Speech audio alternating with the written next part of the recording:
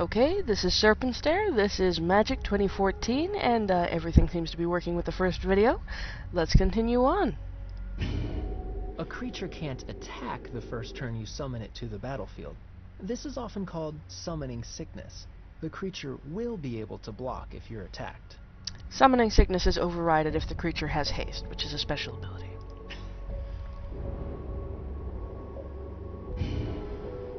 And I can't do anything else, so my turn ends. It'll just kind of automatically skip through your phases if there's nothing you can do at the moment. Or nothing that you can do that's useful. Crazed Goblin attacks. Because Runeclaw Bear is untapped, you can choose to block with it. Right, I mentioned that creatures tap when you attack with them. Most of the time, there's also an ability that changes that. If a creature is untapped, you can block incoming attacks with it, and that doesn't tap it. Which means that, generally speaking, once per pair of turns, your turn and then your opponent's turns, and then your opponent's turn, you can either attack or block with a creature, but not both. Again, generally speaking. Click Runeclaw Bear to select it. Then click Crazed Goblin to block it. Then click Block to finalize your choice. Oh hey, I didn't realize these pop-ups happened. If I hover my mouse over the card for long enough, it gives me its title, its category, its abilities, and its flavor text. Flavor text is the text in italics on the bottom of the cards, which, as its name explains, is just there for flavor. Magic the Gathering has a lot of flavor and stuff. It's a very flavorful game. Crazed Goblin has 1 power, so it deals 1 damage to Runeclaw Bear. Runeclaw Bear has 2 power, so it deals 2 damage to Crazed Goblin at the same time.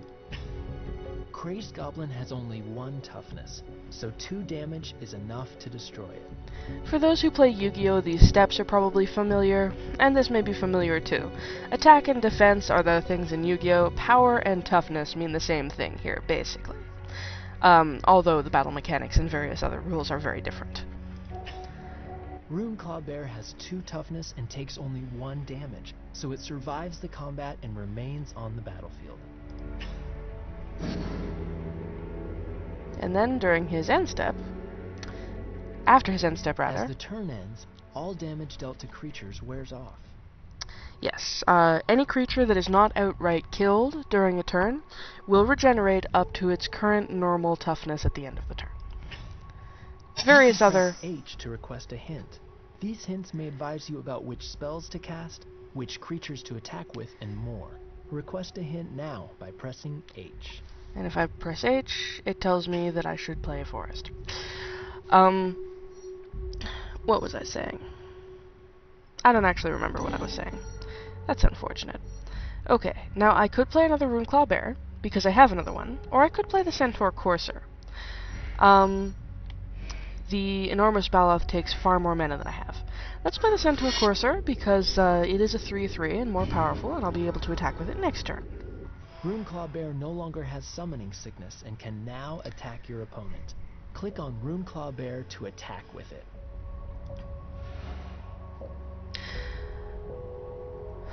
You choose all of your attackers at once during a phase, and then your opponent chooses blockers.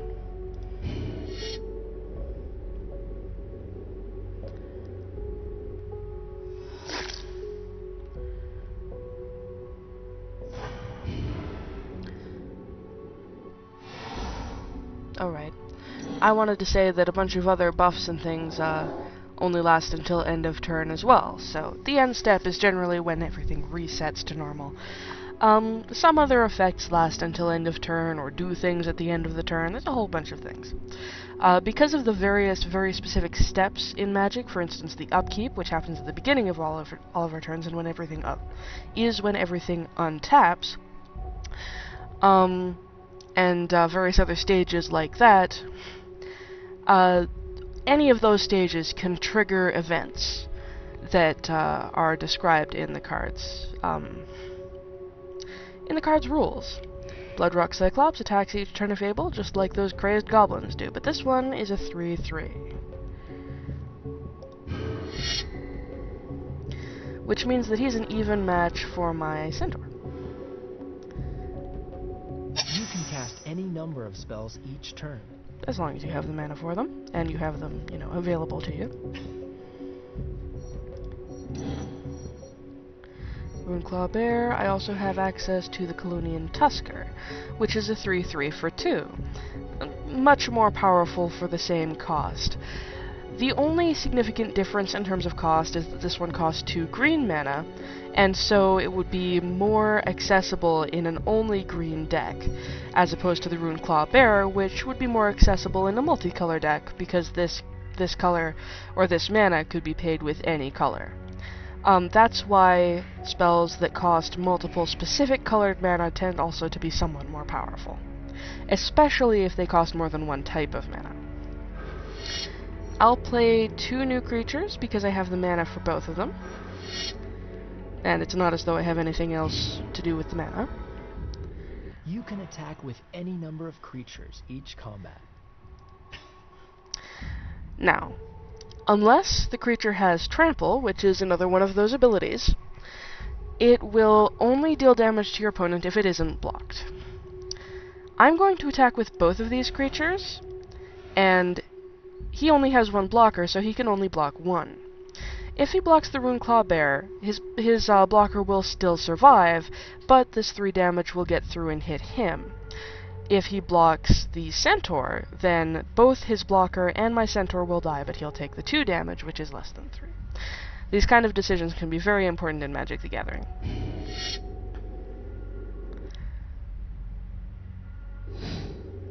He chooses to block the bear and keep his blocker. If I'd only attacked with 1, though, even if it was the Courser, he might block with the Bloodrock Cyclops, but I wouldn't be doing any damage to him directly. Which is why I chose to attack with both.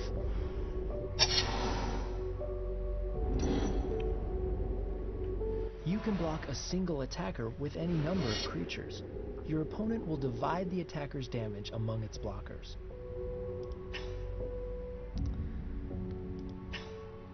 So, if I did this, for instance...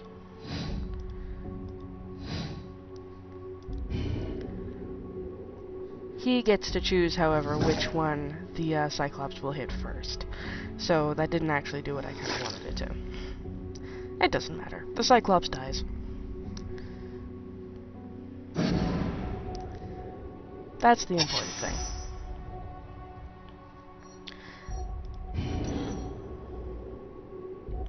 I still can't cast this creature, so I'll just attack with my 2. For a total of 5 damage. This is a very, very simplistic game of Magic. It's really just trading blows with creatures. We haven't introduced any non-creature spells yet. That's because it's the first stage of the tutorial. We'll get more complicated as things go on. And he summons the Bonebreaker Giant, which has 4 power and 4 toughness. I think all of the creatures so far have had the same power and toughness, but that's not something that happens all the time. This creature, for instance, the Alpha Tyrannax, has more power than toughness, so it can deal out more of a powerful hit than it can take. And since it's only 6 mana, but 2 of them are green, I can cast it right now.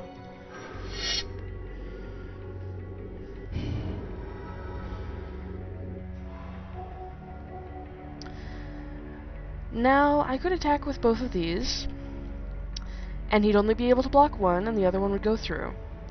But right now, I think I'd rather keep both of the creatures. If he blocks with that, if he attacks with his creature over there, I'll block it with my Tyrannax and kill it. He has summoned a volcanic dragon that has flying and haste. I think the announcer's going to explain those.